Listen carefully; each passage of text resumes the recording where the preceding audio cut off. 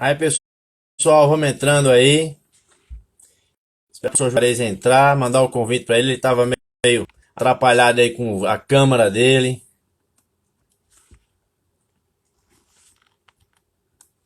Mas vai dar certo aí, fazer essa live aí. Essa lenda viva do karatê brasileiro, né?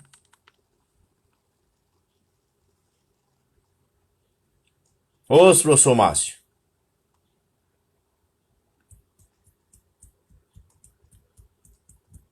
Já vão pensando aí as perguntas que vocês querem fazer pro professor. Professor Neurilan, não esqueça do meu doce de leite, professor Neurilan. Guilherme, treinando muito em casa, Guilherme? Professor Cristóvão.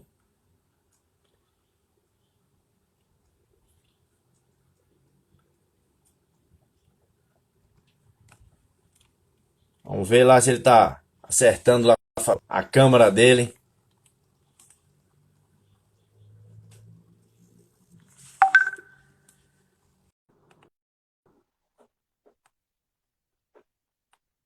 É, não sei se é. Ele disse que vai olhar lá se permite a câmera. Isalva. Ah, agora é legal, né? Ora, professor. Os. Terminei o aquecimento agora. Aí tá certo. Firme e forte aí. Ah, o pessoal, cadê a lenda? Cadê a lenda do karatê brasileiro? E pera aí. Karatê o professor domina, mas a internet já tá começando a dominar, né, Ah, professor? que é isso, cara. E aí, como é que estão as coisas aí nesse confinamento, treinando muito em casa? Ah, pois é, rapaz, mas olha, é uma coisa interessante o confinamento foi o seguinte, eu nunca. Porque os vídeos que colocam no YouTube, no Face, eu nunca faço, não. Os alunos fazem e colocam, sabe? Eu nunca fiz. E o coronavírus agora me obrigou a eu mesmo tentar fazer isso e tentar dar aula e tentar explicar alguma coisa que de maneiras que desse para entender igual na academia, sabe? Então foi bom por Entendi. esse lado. É, mais um nicho. Ah, o professor Carlos Rocha está aqui presente aí na live da gente. Professor Enio Cardoso aí, meu xará. Professor Carlos Ah, Rocha foi um dos que eu entrevistei aí. Meu amigo mas Jacaré, ele tá falando aqui, senhor. conheço sim, Professor conheço. Carlão. Então o pessoal Aluno do perguntando, isso é teu Calbi. filho, viu, Enio? Senhor, O pessoal tava perguntando, esse é teu filho, é o Enio Alves? só sou filho do Karatê, porque eu sou mais novo. Professor, vamos iniciar a live aqui falando um pouco sobre o senhor. Quando o senhor começou o Karatê? Qual foi a época que o senhor começou o Karatê? E o que fez o senhor iniciar essa prática dessa arte marcial? Olha, na época eu estava servindo o corpo de fuzileiro, foi um percurso de acidente. É, é, é, Foi o seguinte, eu estava servindo o corpo de fuzileiros navais naquela época, em 66, não, 65, né? Os militares brasileiros estavam indo para. O exército ia para Suez, os fuzileiros navais iam para São Domingos, e o karatê foi introduzido como arma de defesa corpo a corpo, no caso, quando a gente perder essa arma, para esse fim. Então, aí comecei a treinar no quartel e depois, com o tempo, me chamaram para competir lá fora, nós fomos representando o quartel, aquele negócio todo. Aí a turma me convidou para treinar lá em Copacabana, na academia do Oswaldo Dunca. Tem um livro dele. Ah, é. Aquele livro, eu ia fazer parte daquele livro, só que eu fui transferido aqui para Natal, aí um colega meu que fez junto com ele. Mas É, um, era um bom professor para a época. Olha, nós perdemos um grande professor. Eu digo assim, ele não era muito bom de karatê, mas ele tinha uma didática muito boa. Ele usava. Olha, para você ter uma ideia, na academia do Inoque, lá no Rio de Janeiro, a- tem uma turma lá que são contemporâneos meu, que eram todos alunos do Dunca da minha época. tá vendo De, aí? de 70 anos acima, treinando lá. E todos, tem mais ou menos uns 8, mais ou menos. Sei, entendo. Pois é, então foi Sim. assim. Aí depois, com o tempo, a gente foi participar do Campeonato Carioca.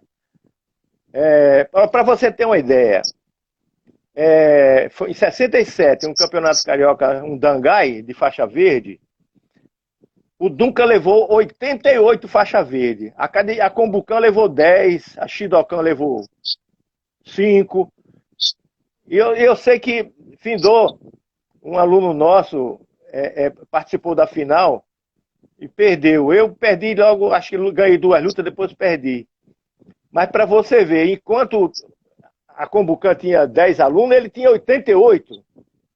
Era Bem mais. impressionante.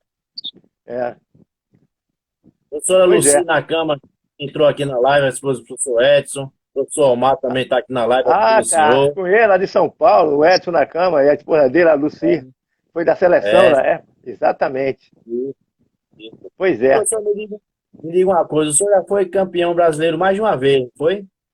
Eu fui sênior e fui normal, né? Sim, Eu fui, entendi. o primeiro sênior que teve foi eu que ganhei. Mas eu vou contar um negócio aqui que você não vai acreditar. Pode falar. Nessa chave só entraram 8 atletas, sabe? E o seguinte, Sim. o cara que ia lutar comigo desistiu de cara. Aí eu fiquei de baia. Quem Aí, desistiu, meu? eu não sei.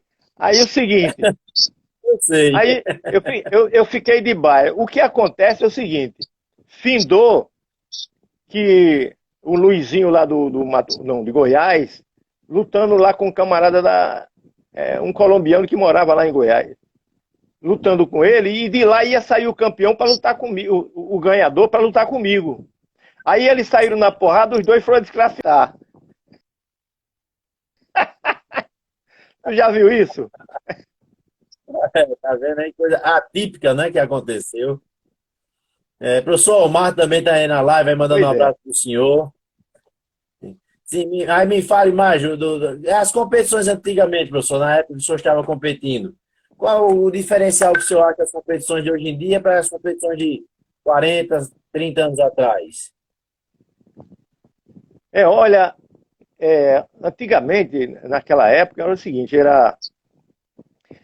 tinha lutador de dar porrada e derrubar, e tinha lutador de marcar ponto, entendeu? Eu não vou Sim, citar nome aqui porque vai ficar chato, lutador de marcar ponto. E tinha lutador assim, por Ronaldo Carlos, era o Fraser, o Ricardo Deli, o Enio Vezuli, o, o, Car- Barrigón, o Carlos Rocha, eram lutadores duros, assim, mas tinha aqueles que é, é, era bom de competição, mas se a gente fosse lutar ele para derrubar, ele não conseguia fazer nada.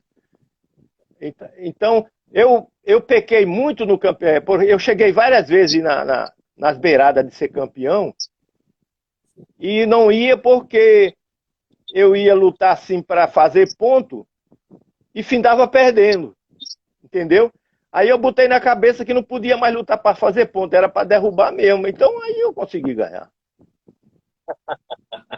o professor S. Nakama entrou aqui agora. Professor Augusto aqui está perguntando para o senhor falar um pouco da história do Karatê no Rio Grande do Norte. O Ah, professor S. rapaz. Nakama está mandando boa noite aí para o senhor, viu? Opa, Nakama, um grande abraço. E Te para o vejo pessoal também sempre. mandar aqueles coraçõezinhos aí na lateral, hein, para melhorar os convites do Instagram. Mas fale aí, professor, como foi o início aí do Karatê no Rio Grande do Norte? Olha, aqui foi meio cruel, porque quando eu cheguei aqui em 70, tinha muito negócio de luta livre, jiu-jitsu, e o pessoal nunca tinha visto karatê. E volta e meia aparecia um cara na academia, assim, para dizer que era balé. Foi meio difícil. Aí eles ficavam vendo a gente fazendo aqueles movimentos, sabe? Aí Sei. essa parte inicial, mas depois não. Esse pessoal a gente despachava logo e tal. Aí isso aconteceu até na rua, né? O nego me procurava na rua e tudo. Mas enfim deu certo. Então, naquela que o senhor recebeu vários desafios lá no dojo do senhor. Foi, exato. E algum fato interessante, alguma coisa atípica que o senhor quer falar pra gente, algum desafio desse, alguma coisa assim pra gente, o pessoal ficar curioso? Teve teve um cara que chegou lá, aí Sim. esse cara era metido a brigão, e o pessoal das academias se aproveitaram dele, né, e mandaram ele lá. Aí ele chegou na minha academia, e a aula tinha terminado, né, e ele queria, não, primeiro ele queria treinar de calção, eu falei que não podia e tal, aí ele, onde é que eu compro o kimono? Eu digo, em qualquer loja aí, mas eu já percebi que o cara já chegou meio marrento assim, né, e tal, aí ele foi comprar o kimono, chegou, quando ele chegou a aula tinha acabado, Sim. aí tinha um aluno meu treinando assim, o Wallace Franco, faixa amarela, aí eu vi ele conversando com o aluno assim, chamando o aluno para lutar, aí eu falei, ô Wallace, é, não vai fazer nada com esse cara aí não. Aí ele disse, professor, não pode não? Não, não pode não. Aí disse, o senhor dá para vir? Eu digo, comigo? Ele, Aí eu fui lá. Quando cheguei lá, rapaz, o cara, ele perguntou, não, é o seguinte, eu queria saber como é karatê. Eu digo, olha, karatê é pancada traumática, se bater derruba. E aí ele, faça assim. Aí eu fui fazer controlando, sabe? Ele me agarrou, ele me cinturou, rapaz. Eu já tinha feito jiu-jitsu, alguma coisa assim, né? Ele me cinturou, eu saí assim, catando o cavaco para trás e dele uma cabeça, não, dele um empe nos cornos dele. Ele caiu, ele caiu e levantou-se já com a cara inchadona, muito a cara feia mesmo assim. Aí eu digo, porra, esse cara vou ter que bater para ele cair mesmo, porque o cara é indigesto.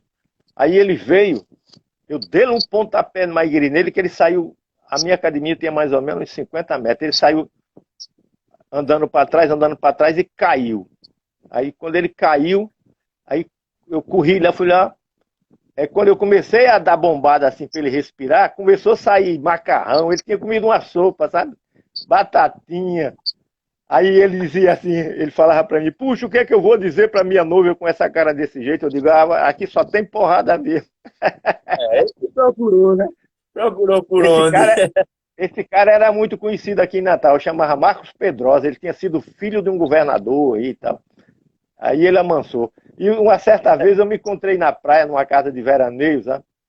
Eu me É. encontrei na praia e ele estava lá, olha. Aí estava eu, Ele, Paulinho, Antônio Roberto. Aí ele estava lá. Aí a casa era vizinha que ele estava, a nossa. Aí eu pulei o muro assim, passei para lá, ficamos sentados e ele assim do lado. Aí o cara disse, olha, essa aqui é o Alves e tudo, e tudo. Disse, eu conheço, o que dá. já Pois sentiu é, o pé dele. é. Aí Professor, aqui professor, depois houve na rua, né? Na rua houve um lutador que veio da Paraíba, um tal Diabo Louro, ele eu lutava tava no até com circo, né? Matida. Eu Cabuloso. tava, Ele e o He-Man. Matida tava aqui, rapaz, nesse dia. Matida tava Eita. aqui em Natal, olha. Aí Matida disse, porque a gente tinha participado de uma vaquejada e tal, a Matida tava muito cansada, e ele disse, eu vou pro hotel, que a gente já vinha do aniversário. Aí eu tava sentado, né? Eu tava sentado e os amigos começaram a dançar lá, eu fiquei sozinho. Aí passou um gaiato assim na minha frente, que me conhecia, né? O gaiato passou assim e disse assim, olha, Alves, esse cara que é o Diabo Louro. Eu olhei para um lado aqui, quando eu olhei para o lado, ele já estava do outro. Eu olhei rápido para cá, ele perguntou, como é que é? Você está assustado? Eu digo, não, assustado não, qual o problema? E ele disse, você é que é o Alves do Caritê? Ele falou Caritê, sabe? Aí eu digo, só sim. Aí ele disse, eu digo, quem é você? Ele disse assim, eu sou o Diabo Louro. Eu digo, esse é nome artístico ou é o teu nome mesmo? Ele ficou injuriado, né? Aí eu vi que ele não queria botar o galho dentro, É. aí ele foi saindo, ó, eu voltei e me sentei, rapaz. Quando eu me sentei, eu só vi aquela porrada lá, pá, nos meus cornos. Aí eu caí, ele Eita. caiu em cima de mim. Aí eu raspei ele, botei ele para baixo, dei um soco, ele se levantou. Quando se levantou, deu um. Olha, eu tava com tênis, e É. esses tênis, ele tem um que assim. Você lembra aqueles que chute? O tênis que É. chute? Ele tem uma borracha ali Sim, na sim. frente. Eu dei um pontapé tão filha da mãe nele, Maiguiri nele, que aquela borracha foi embora, aquela borracha voou. Eu sei que, para findar o seguinte, ele deu parte na delegacia, nós fomos para o ITEP, aí lá no ITEP, o diretor do ITEP quebrou o nosso galho, Aí, porque o filho do diretor do ITEP treinava comigo, sabe? Hoje ele é diretor aqui de um hospital, no Hospital do Coração. Aí o filho dele treinava comigo. Aí o diretor mandou eu subir para a parte de trás. Eu subi, quando ele chegou lá, disse: ah, mas que diabo tu fez com o cara? Foi um trator que passou por cima do cara. Aí ele disse: olha, eu vou chamar o médico aqui, mandar ele fazer um laudo. O que tiver seu de tantos centímetros, ele vai botar tantos centímetros. Aí o advogado estava lá, meu advogado, né? Aí, pelo laudo que saiu, aí o meu advogado procurou o advogado dele. Disse: olha, pelo que está aqui no laudo, quem vai ficar preso é ele. Aí ele desistiu da causa. É muita coisa. Entrou agora Márcio aqui, meu primo, Roberto Severiano aí, cana karateca. Ah, Roberto do Severiano. Fortaleza. De Fortaleza. Treinou aqui com o professor Chicão aí. Competimos já junto, hein, Isso, Roberto? Já competi com o exato. Roberto aí. Roberto Aqui, treinou aqui em aqui, Natal, agora está em Fortaleza. Eu estou até para dar um. professora Fernanda Leão aí do Rio de Janeiro. Tudo bom, professora? Professor Ah, Fernando também. A Loirona, conheço ela. Pois é, muita gente está entrando aqui aí. Pessoal, pode ir fazendo perguntas ao Sensei. Olha, seu filho Isaac também está aqui, né? Ah, Professor Isaac. Drauzio Valentim, filho do Maceió, grande Ah, colega, amigo Braz. nosso aqui. Pernambuco. Drauzio. É pernambucano que É, está aí, né? isso. Professor Neurilan fez uma pergunta aqui. Qual o Sei. mestre que o senhor mais se identificou com ele e por quê?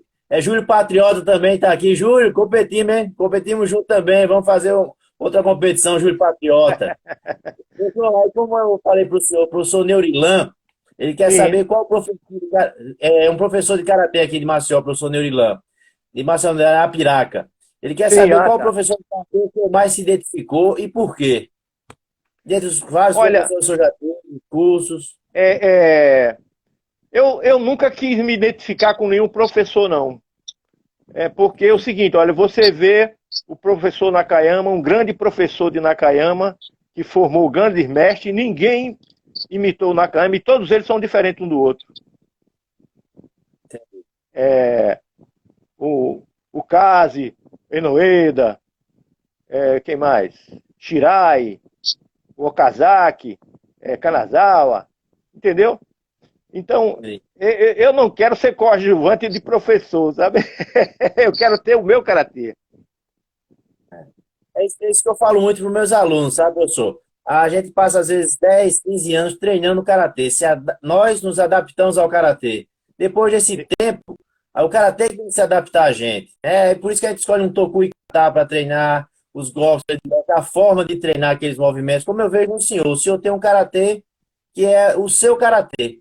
Não deixa de ser um karatê forte, um karatê dinâmico, mas é o karatê do senhor. Não é um karatê do professor Juarez Alves. Não é? Exato. Professor, o seu filho, Isaac, Sei. está perguntando se você falar sobre o karatê marcial, karatê científico.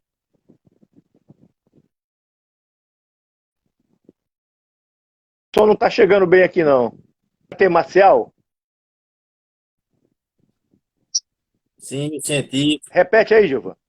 É, O repete seu a pergunta.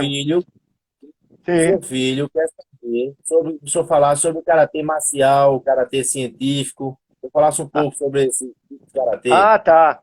Olha, é, eu tenho um aluno aqui. Esse aluno meu, ele começou a treinar comigo com 10 anos. É muito amigo de Isaac também.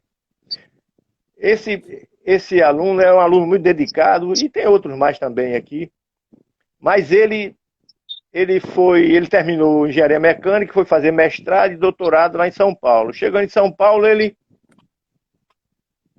estava treinando com o Sasaki lá e se tornou campeão universitário brasileiro e vice-campeão no ano seguinte.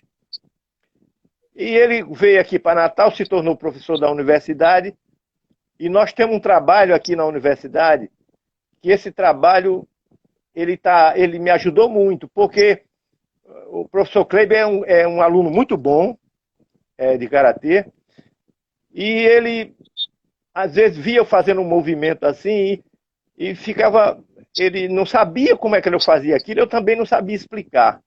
Eu não sabia explicar. Então, ele elaborou um projeto lá no laboratório lá da Universidade Federal, que nós temos um projeto lá na universidade de qualidade de vida, que eu sou o monitor dele lá na universidade. Então é o seguinte, paralelo a isso, a gente começou a fazer um estudo sobre... Porque o karatê, olha, ele é o esporte melhor que tem para se fazer pesquisa em laboratório em cima do karatê. Porque você corrige movimento, você testa a potência, você verifica o tempo de reação, a aceleração, a velocidade, você vê tudo isso no computador, no gráfico. Você bota sensores nos músculos para saber se está funcionando ou não está, entendeu? E isso está fazendo com que...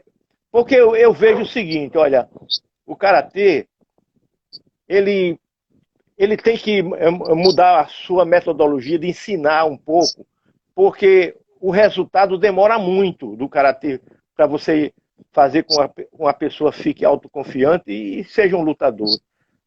Porque a cultura japonesa, de modo geral, ela é muito, assim, não digo complicada, ela demora muito a você... na língua japonesa, para você aprender, é complicado. Em qualquer outra cultura, no judô, no karatê. Então, o que ocorre é que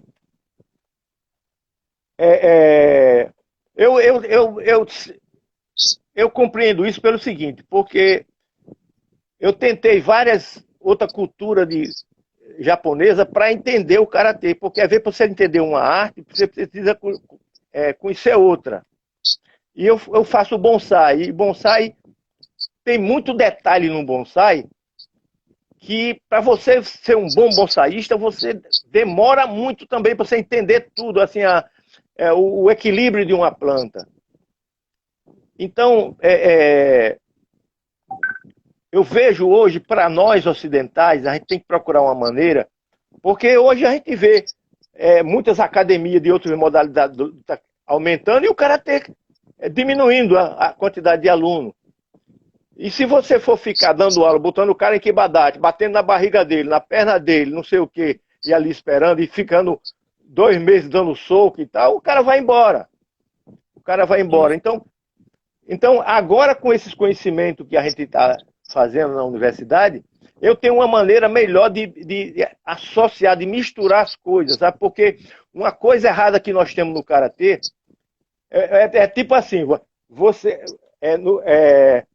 quando anda, você dá um passo com a direita e a mão esquerda vai à frente, não é? Assim, não é? Sim, sim. Não é isso? E quando você chega na academia, você vai fazer tudo o contrário. Você vai fazer assim, avança assim, né? É como se você andasse esquerda com esquerda e direita com direita. Então, na academia acontece isso. Então, você vai botar uma coisa que não é natural na pessoa. Aí o que ocorre? Esse movimento da mão que você puxa para trás é um movimento erradíssimo. A energia que você gera, ele só vai para um braço, o outro não tem nada a ver. Então você fica aprendendo isso muito tempo e depois, quando você passa a lutar, você vê que isso não serve. Essa energia que você gera, ela em vez de explodir na mão, ela implode no teu corpo. Uma força que vem e outra que vai. Como se fosse umas pessoas girando e jogando água para trás e outra para frente. Então, se perde muito. Então depois você vai apagar essa memória da sua cabeça. Porque, olha, quando você... Porque eu tenho um aluno lá que ele é de neurociência, ele é pós-doutorado em neurociência. Ele foi aluno de Tanaka, é professor hoje aqui da universidade, e eu converso muito com ele, assim, puxando papo com ele, sabe? Inclusive ele esteve lá no laboratório. Porque é o seguinte, esse movimento que você faz de vai e vem forte, um para frente e outro para trás, você está usando os dois cérebros. Então, quando você está usando os dois cérebros, o tempo de reação seu vai atrasar. Porque na luta, sua cabeça tem que estar livre. Então, por exemplo, quando você vai usar um movimento. Isso é com o tempo, né? Com o tempo você vai chegar a esse ponto. Todo o seu movimento vai sair da coluna, ele não vai da cabeça, não. Entendeu? Então, é tipo assim, por exemplo, os esportes, natação evoluiu, a corrida evoluiu. Por exemplo, a natação antigamente, você ia partia com os 2 pés de cima da raia, né? De cima daquele blocozinho. Agora parte com um pé só, porque os 2 pés, o tempo de reação atrasa. Então no karatê fica se usando os 2 pés, não presta. E tem outra coisa também que no karatê não se pode usar. O karatê diz, olha, a energia sai sempre da perna de trás, mas sai da perna da frente também. Tem ocasião que você tem que usar, porque o karatê diz assim, não, quando você vai bater um gyakuzugi, usa a perna de trás. Quando vai avançar um oizugi, é a perna da frente que você usa. Então, mas quando você recuar, aí usa a da frente. Não é isso que diz? Tradicionalmente Mas fala não, assim. você pode usar, na luta, às vezes, em situações, não dá tempo usar a perna de trás, você usa da frente, como o boxe usa na maioria. E outra, nós temos que usar muito golpe circular, que o karatê tem tudo isso e ninguém usa. Só quer o luta reto, soco reto, soco reto. Então esse soco reto, quando você entra no cara que chega perto, não dá mais para fazer soco reto. Você fica dando aquele soquinho curto e não serve mais, nem marca ponto, nem derruba mais ninguém. Entendeu? Então, é isso aí. Olha, falando, concluindo o negócio a gente tem que mudar a metodologia. Olha, você vê, o jiu-jitsu, ele criou uma maneira deles ensinarem o jiu-jitsu deles, ao ocidental, que hoje está bombando no mundo inteiro aí. Por exemplo, o judô primeiro vai rolar, aí você vai pegar vai ter na entrada, vai pegar na gola, vai pegar na manga e vai derrubar. Não, o jiu-jitsu já entra para cinturar, já faz direto. O comprimento bate a mão e bate assim. Quando dá o campeão, levanta o bate e aponta o dedo. Entendeu como é que é? Então tem que se arranjar um jeito para o karatê brasileiro, mais ou menos porque tem pessoas que gostam assim desse negócio de dojokun, ficar sentado, meditando, assim, mas a maioria não gosta. Entendeu como é que é? Então, quem quiser fazer isso, que faça. Não sou contra, não. Mas, às vezes, para deixar pessoas com cabeça mais aberta, a gente tem que fazer isso. Você vê um caso interessante. Volta e meia que eu ia a São Paulo, treinar lá em São Paulo, eu ia lá no bairro da Liberdade, na Galvão Bueno. Aí, lá tinha um engraxate que falava japonês. Aí, esse engraxate começou o seguinte, a clientela japonesa, tem a japonesa que ia engraxar o sapato só para aprender português com ele. Aí, a maioria desses japoneses que viu trabalhar aqui na Toyota, na Mitsubishi aqui, em vez de aprender português na escola, ia aprender lá com o engraxate lá, com o cara lá. Quer dizer, uma maneira mais prática de aprender. Se fosse aprender português mesmo, era mais complicado. Pois é. Doutor, o seu filho aqui, Isaac, está fazendo várias perguntas aqui. Legal, muita gente fazendo perguntas também, mas a pergunta aqui do seu filho, Isaac, qual a comparação do soco de boxe e o soco de karatê? Como? Essa comparação. Com o quê? O professor Caio Delio está aqui na live, o professor Ricardo Elia está aí na live também, o filho do professor Ricardo Elia. Sim. Ah, Caio Delia, gente boa, boa karateca. Ah, rapaz. Gente boa. Volta e meia ele está conversando. Volta e meia a gente está entrando nas conversas. Uns artigos que eu vejo em inglês, eu boto para ele traduzir, ele manda para mim, ele me ajuda muito também. E um aluno de Ribeirão Preto também, Hélio Navarro, mandar um abraço para ele. Mas, professor, fala aí sobre esse soco aí, essa comparação do soco de boxe com o soco de karatê. Faça uma análise, por favor. Sim, o boxe usa muito a perna da frente, né? Sim. O boxe. Mas o karatê nós temos que usar, porque o karatê tem tudo isso que o boxe tem, entendeu? E outra, o boxe, às vezes ele usa mais porque o boxe é o seguinte, a parte de baixo, muito ele não usa igual ao karatê, ele só usa mais da cintura para cima. da Vale cintura para cima. pêndulo, circular. Exato. Mas tem umas coisas que ele usa assim mais do que o karatê, é a parte do peitoral. Porque karatê usa muito assim, por exemplo, o karatê tradicional usa muito as costas meia quadradas, assim, entendeu? Mas a JK usa mais arredondada e usando o peito. É onde derruba isso aqui. É onde derruba. Então, ó, a gente tem que aprender com boxe também, rapaz. Entendeu como é que é? Sim, A gente tem que aprender com eles também. Porque as pancadas que eles fazem, nós fazemos também. Só que a gente não usa, só quer fazer linha reta, linha reta, linha reta. Entendeu? entendi. Porque Então, é, pode falar, conclua. porque é o seguinte, nós temos. É porque não dá para mostrar aqui. É, é, nós temos, por exemplo, essa pancada do boxe, ela é muito forte porque eles batem sempre em curva. Ele tem golpe reto, mas ele bate sempre em curva porque essa parte angular do braço e antebraço ajuda muito entrando. Dá para ver aí eu fazendo o movimento? Dá pra ver, dá pra ver. Essa parte angular aqui ajuda muito. Entendeu como é que é? E às vezes o karatê desperdiça muito quando ataca embaixo, porque quando ataca embaixo, esse ângulo sobe. Ele vai para cima. Então, para atacar Jodão é bom, mas para atacar embaixo não é bom. Às vezes não derruba. Às vezes não derruba. Entendi. Fica mais forte a pancada, né? É exato, que foge muito. E outra, por exemplo, esse negócio que a gente tem visto lá no computador, no laboratório, com o professor Kleiber, por exemplo, o karatê prima muito com essa linha reta do soco. Passar roçando assim, a costela, né? Sim, sim. O braço roçando a costela para fazer uma linha reta. Olha, não tem como. Se você for fazer essa linha reta, sua cabeça for ficar fixa nessa linha reta, ele atrasa. Porque, olha, o braço ele tem várias articulações. Então, para você projetar ele para frente, não tem como você fazer ele reto, reto, reto. Porque o professor Kleber até explica lá, ele diz assim, olha, é como se você pega uma raquete e joga ela assim, e ela não vai sair reta, reta, ela sai girando. Ela sai girando. Então, o nosso braço não é uma flecha. Entendeu?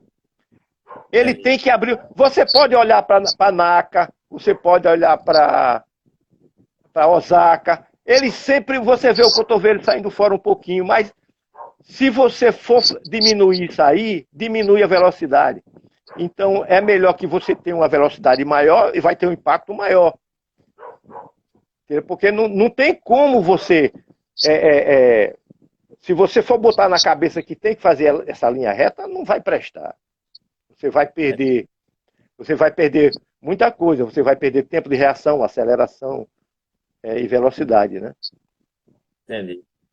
Entrando várias pessoas aí, professor Drauzio está querendo saber daquele exame Mauache que o senhor deu em Recife, foi na Bahia, professor Cristóvão também.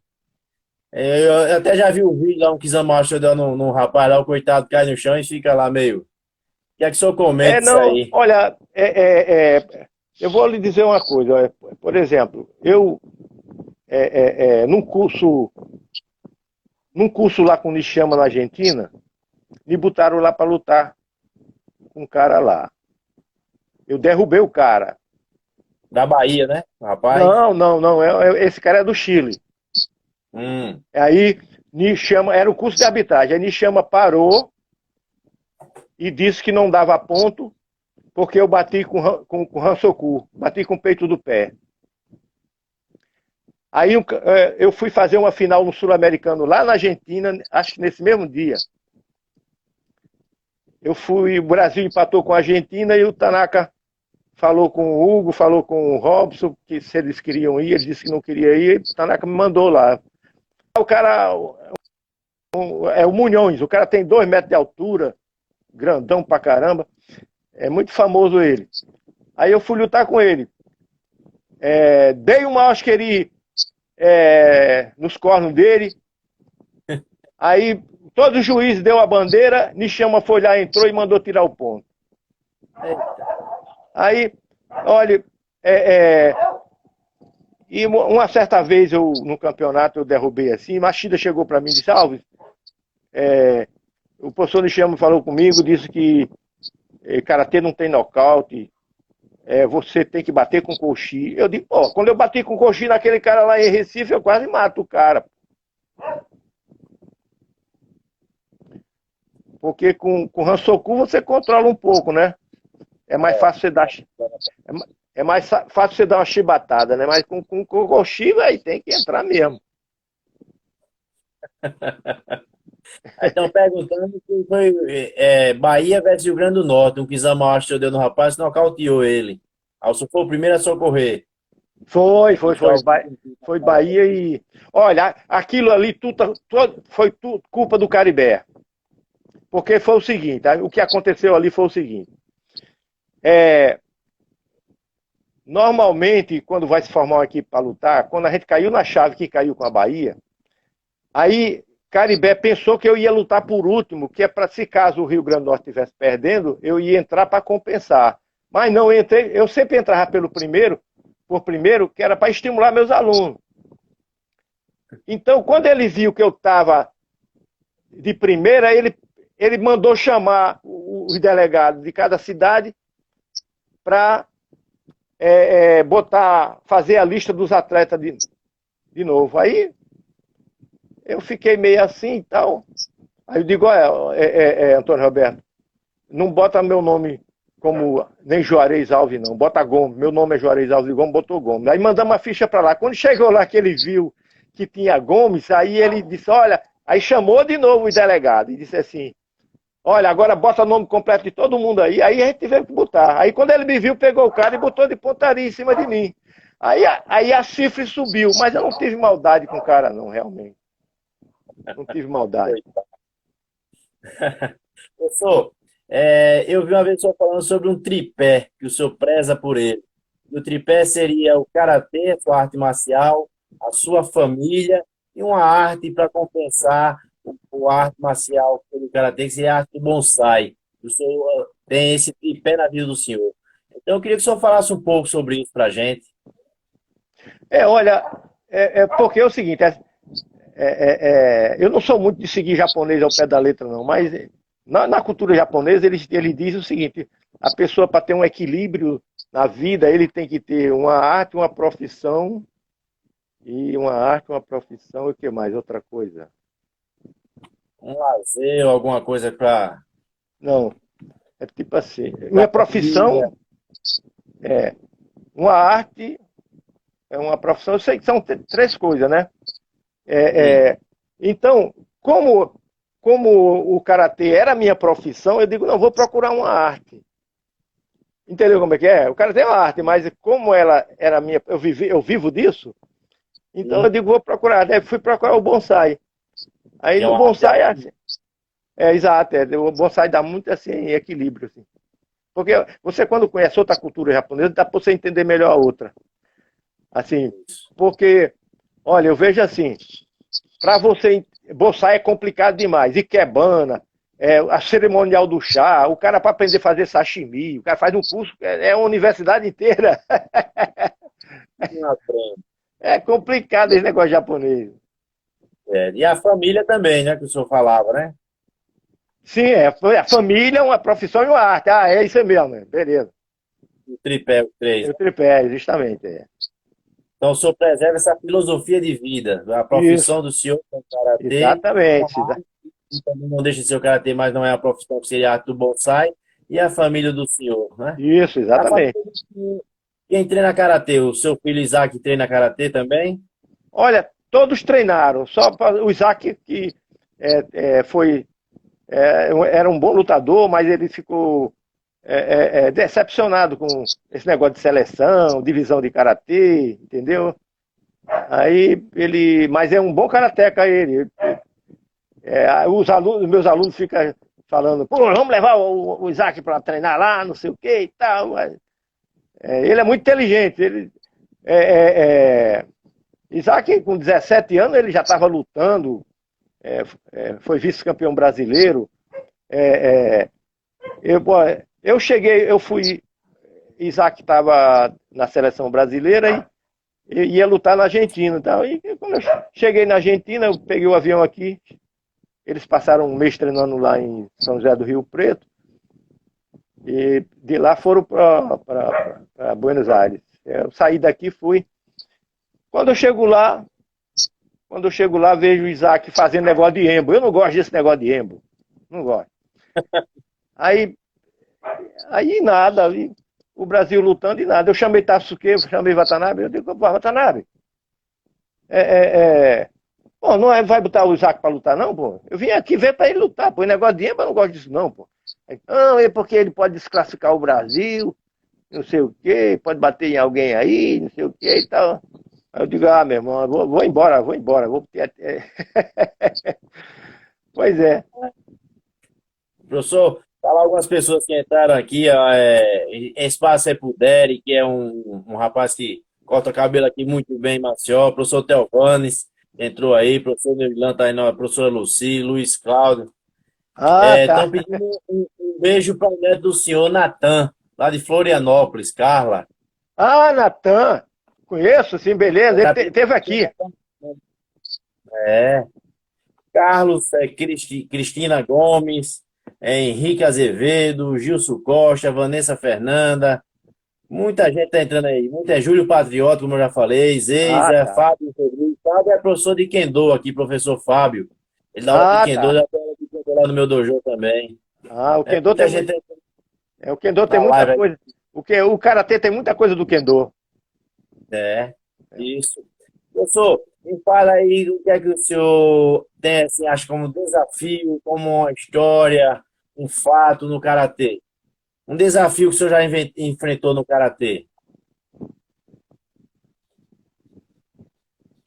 Rapaz, olha, tem tantas aí que para me separar Escolha uma. um, escolha um desafio que aconteceu já na sua vida, em seu percurso de karatê. Quantos anos o senhor tem de karatê, professor? Aproveitando a pergunta. Acho que 54. 54 anos de karatê, muito Exatamente, karatê, viu? 54. Aí nesses 54 anos aí, entre vários desafios que o senhor citou, não só desafio de Ó, outro lutador, mas algum olha, desafio. olha, uma coisa que, por exemplo, eu vejo assim, o Karatê teve a primeira turma de Karatê da seleção brasileira, que compôs, que foi o Watanabe, foi o Paulo Góes, o Hugo Rigoni, o Dorival, o Fernando Soares, e teve a segunda turma, né? Assim, que aí já foi, aí foi eu, Ronaldo Carlos, aí continuou, o Fraser, o Ricardo Elia, o Enio, o Carlos Rocha. Então é o seguinte, eu, pelo fato de eu estar aqui no Nordeste, foi muito difícil, assim, por exemplo. Eu cheguei várias vezes, assim, nas quartas de finais, e o nego me roubou muito. Era muito difícil. E na época que, por exemplo, na nossa época, além de você se classificar no seu estado, você tinha que se classificar no Brasil, e do Brasil você participava de uma seletiva. Então, olha, a seletiva que eu participei, as duas seletivas que eu participei, foram as mais difíceis da minha vida. Então, foi, por exemplo, eu tive que encarar Ronaldo, Flávio, quem mais? Fraser, Dalmar, não, Aderne, quem mais? Esses caras tudo antigão aí. Então, não foi mole. Porque eu ficava aqui no Rio Grande do Norte, treinando sozinho, algumas vezes ia lá, né? E ia sempre, fui algumas vezes treinar com o Takeuchi lá, tinha um colega meu que treinava lá, às vezes ia treinar lá com o Bucan, e o Tanaka, o Tanaka é fora de série, em termos de ensinar karatê, era um cara fora de série. Ele é um pouco grosseiro, mas Mas olha, porque eu acho que Tanaka formou bons lutadores do que Nishiyama, do que Okazaki, na Kombukan. Deu grandes lutadores na Kombukan. Porque Tanaka era tipo assim, se você perdesse uma luta e fosse lá justificar com ele, ele dizia assim, pô, você tá morto, não fala comigo, você já morreu. Como morreu. Mas era fora de sério. O pouco que eu treinei com ele, ia aprender muito. Aprender muito. E também eu tive uma sorte de não ter um professor assim exclusivo, sabe? Eu treinei com vários, então fui pegando uma coisa de um, uma coisa de outro e tal. E é isso aí. Professor, o seu filho aí, acho que é o maior fã do senhor aqui dessa live, aqui é o filho do senhor aí, o Isaac. Ele tá pedindo que você falar um pouquinho da sua época de fuzileiro naval. E a Ah, gente sabe a trajetória total do senhor quase aí no Karatê, o senhor foi campeão brasileiro, participou do campeonato no exterior, a sua didática da aula, mas aí a época que o senhor era fuzileiro naval, eu quero que o senhor fale um pouquinho aí. E Caio Deli sim. aí, tá fazendo É. outra pergunta aí, daqui a pouco eu pergunto, professor Caio. Rapaz, Aí olha, responde essa aí, fuzileiro naval. na época de fuzileiro, lá no Rio de Janeiro, né? E também aqui, não, aqui eu não sei. Aqui eu vim para cá e saí aqui, né? Mas no Rio de Janeiro, como fuzileiro naval, assim, eu participei de várias operações aqui em Porto Rico, em todo o litoral do Brasil, né? Fazendo esse desembarque aí com essas lanchas, aquelas lanchas desembarcando na beira da praia, né? E eu também formei muito fuzileiro, sabia? Muito Tá fuzileiro falando aqui formei aqui. Adelino Barros, o senhor conhece? Quem? Adelino Barros, Camarão. Ah, A gente- é Camarão. Camarão foi meu É, primeiro aluno aqui em Natal, bom de porrada aí. Pois é. é. Camarão, gente foi, encarou a barra aqui com o Karatê comigo e também em Recife, né? Ele ensinou em Recife. Eu dele de Recife, eu ouvi já falar dele, Camarão lá de Recife. Quem tá perguntando é Exatamente. Drauzio. Drauzio. Professor Jader Gils também, que é presidente aqui da federação, entrou aqui na nossa live. Ah, Professor Caio Delia, o filho do professor Ricardo Delia. Ele está sim. perguntando qual o treino mais duro que o senhor já participou no Karatê. A luta mais dura? Não, o treinamento mais duro que Ah, o senhor já sim. participou no Karatê. Olha, o treinamento mais duro foi quando o pai dele estava lá. O pai dele estava lá. Foi na do Pan-Americano no Canadá. Muito duro, olha, era 7 horas por dia de treinamento, era 3 horas de manhã e 4 da tarde. Só frente a frente o tempo inteiro. Você rodava, cada um, pau comendo, e só nego bruto. E só nego bruto. Teve até uma vez que o pai dele estava na seleção e a gente ia para a Argentina e ele quebrou o braço. Rapaz, eu tive uma pena. Chorei. Rapaz. Aí teve que voltar. Mas o que eu me lembro do pai dele é a gente subir na Serra de Petrópolis no Passat TS com 6 homens dentro. Olha. Eita, cara, isso direitinho mesmo. Subia no ato e fazendo mais pega com outros carros. Com, é, com 6 homens dentro, imagina, num Passat. O cara deve lembrar desse carro. Professor, então o senhor falou que não tem nenhum mestre de referência, mas assim, dentre esses mestres que o senhor falou que não seguiu totalmente, mas dos mestres, quais são os que o senhor mais admira? Ou até admirava dos que já faleceram também? O senhor teve a Olha, oportunidade de treinar? eu comecei admirando todos, mas depois, quando eu ia vendo o meu corpo, que às vezes não combinava com o que o cara assinava, porque o meu corpo é um pouco diferente de lutar. Outro dia eu estava conversando até com o Enobaldo, aí Enobaldo estava dizendo assim, olha, Aldo, são duas pessoas diferentes de lutar, era você e Dorival. Eu fiz uma final com Dorival no Campeonato Brasileiro, foi, e ele arrancou dois dentes meus. Não arrancou um. arrancou um dente meu.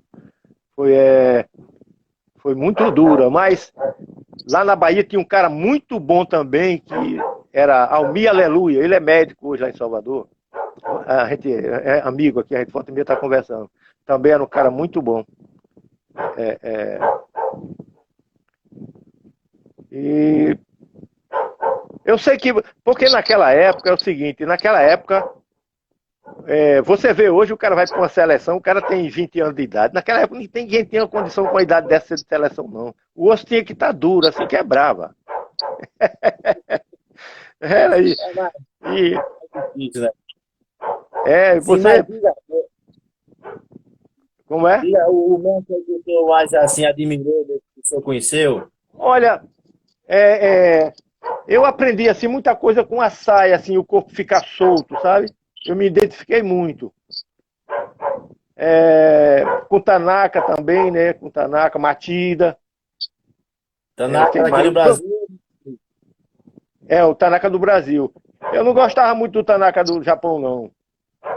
Uma vez eu fiz uma pergunta a ele, ele não me respondeu direito, eu fiquei chateado. É, é, é um bom karateca, foi bom lutador. É, é, é. Agora, uma coisa que eu vejo é o seguinte, olha, o Brasil, ele deixou de aproveitar muito com bons lutadores que tem hoje e que tiveram no passado. Por exemplo, essa pesquisa que nós estamos fazendo aqui na universidade, isso já era para ter sido feito bem antes, né, na USP, Universidade Federal do Rio de Janeiro, entendeu? E não fizeram. E porque ocorre o seguinte, olha, o, o bom lutador, ele tem que tentar ter uma didática que ele tente passar assim, como ele teve a facilidade de ensinar para lutar e, e ensinar muito, fazer muito fundamento de luta, não é fundamento fundamento de catar e fundamento não, é fundamento de luta em forma livre, porque a maioria dos karatecas só luta pensando em levar a mão para a cintura. Tanto a outra mão que puxa, como a que bate, volta e puxa para a cintura. Não pode ser assim. A, a maioria do pessoal está lutando assim, levando a mão na cintura. Não tem tempo você levar a mão na cintura. Você tem que bater essa energia para um braço só e o outro não puxar para a cintura, porque o tempo de entrada do outro é mais rápido. Quando ele volta para a cintura, tu ainda vai descontrair para entrar o outro golpe. Não dá tempo. Então não dá tempo. Então tem que se criar o Naka, ele está fazendo isso aí. O Naka, ele está dando treinamento assim, por exemplo, treinamento de luta, sem levar a mão na cintura, tudo de forma livre, e fazer uma mistura, sabe? Fazer uma mistura para o cara ir se livrando desse fundamento, porque antigamente o Funakoshi falava isso, olha, kata e fundamento é uma coisa, luta é totalmente diferente. Eu me lembro o lance que eu fui treinar no Rio, com o Takeuchi, um amigo meu estava treinando lá, ele era aluno do Dunca, aí o Takeuchi botou uma academia lá perto da Barata Ribeiro, e ele foi treinar lá, gostou do Takeuchi, era um aluno muito bom. Aí ele ligou para mim e disse, olha, eu estou treinando aqui com o Takeuchi, um bom professor, ele chegou do Japão e tal, ele é porradeiro, mas o cara é bom. Aí eu fui para lá. Aí lá, ele botou a gente para lutar, aquele negócio todo, né, e tal, e a gente lutando, e ele gritando de lá, ó fundamento, não sei o que e tal, fundamento. Aí na hora que ele mandou todo mundo sentar, que ele passou todo mundo, ele não botava enfadia fundamento nem porra nenhuma. Eu cheguei na Kumbukan para me jogar um japonês contra o outro, eu disse, Sensei Tanaka, eu passei o mês treinando lá com o Takeuchi fica exigindo fundamento, na hora que vai lutar, não faz fundamento coisa nenhuma. Ele disse, fundamento só na cabeça, jacaré, vai para não sei para onde. Pois é. Pois é. Então tem que se... Diga, pode falar. Porque tem que se criar uma maneira de treinar fundamento de luta, que a mão não vá na cintura. Entendeu? Tem que fazer. E, por exemplo, você tinha que ser aproveitado esses professores do Tanaka, que eu não gostava do Tanaka, mas ele foi campeão e tudo, né? De Tanaka para cá, Tanaka, Yamamoto, é, quem mais? O Kokobun, quem é o outro? É um novo aí que eu esqueço o nome dele. Então esses camaradas, tem que aproveitar esses camaradas que foram bons de luta e tentar uma maneira de passar a luta para quem luta. Então, aqui no Brasil também não aproveitaram, por exemplo, desde a primeira seleção de karatê, não fizeram, por exemplo, o Watanabe, o Garrigoni, não fizeram pesquisa, assim como nós estamos fazendo aqui, se viesse fazendo isso de lá para cá, entendeu como é que era? A coisa avançava muito, e com a experiência que cada um tinha de cada seleção para ajudar os mais novos, assim, entendeu como é que é? Então, porque o fundamento é interessante. O karatê só existe com fundamento e kata, mas o problema é você tem que se livrar dele. Entendeu? Professor João Machado entrou aqui na live aí, dá um agradecimento a ele, que ele que faz as chamadinhas da live aí, até já tem a de segunda-feira que eu mandei para ele. Veja só, nossa live está encerrando aqui, só temos quase 4 minutinhos. Teve alguém que falou aqui que teve uma luta que o senhor fez com um japonês, da luta com o dente dele na mão. Foi mesmo esse fato? Não, foi não. Foi não, o lance foi. O Yamamoto, quando esteve aqui, ele passou uma semana aqui. Machida trouxe ele aqui, sabe? Aí Machida teve uma demonstração da Semana da Marinha que nós fomos fazer. Aí Machida botou ele para lutar com o Lido de Recife e depois botou ele para lutar com. Marinha, né? Hein? Ele era capitão da Marinha. Yamamoto? Não, ele não. Yamamoto era formado em Educação Física. Ele tinha vindo aqui para o Pará porque a Coco Shinkan fez um convênio com o Matida lá e ele veio para cá e Matida trouxe ele para cá. Ele passou uma semana aqui com a gente, ralou com a gente aqui direto. Aí nós fomos fazer uma demonstração da Semana da Marinha aqui, que tinha um colega nosso que é oficial de Marinha, arranjou lá e marcou um almoço lá com o comandante lá da Marinha. Aí Matida botou o Yamamoto para lutar com o Lido de Recife e depois mandou eu lutar com o Yamamoto. Eu sabia que Yamamoto não era de contra-atacar, eu sabia que Yamamoto era de atacar mesmo, né? Yamamoto fora de sério, velocidade fora do comum. Aí, como eu sabia que ele não contra-atacava bem, eu digo, eu vou logo entrar. Eu entrei um Oizugi, olha só. Aí fui na cara dele, ó. Aí tocou no... Porque Yamamoto, ele não tem os dentes da frente, não. Ele só tem os caninos, sabe? Aí a minha mão pegou no canino dele. Aí isso é um fato até interessante. Aí o canino ficou meio mole e ficou doendo, sabe? Aí ele ficou lá reclamando com o Matida que queria arrancar. Aí chamaram o dentista lá da odontoclínica para arrancar o dente dele. Ele queria arrancar sem raiz, sabe, Yamamoto?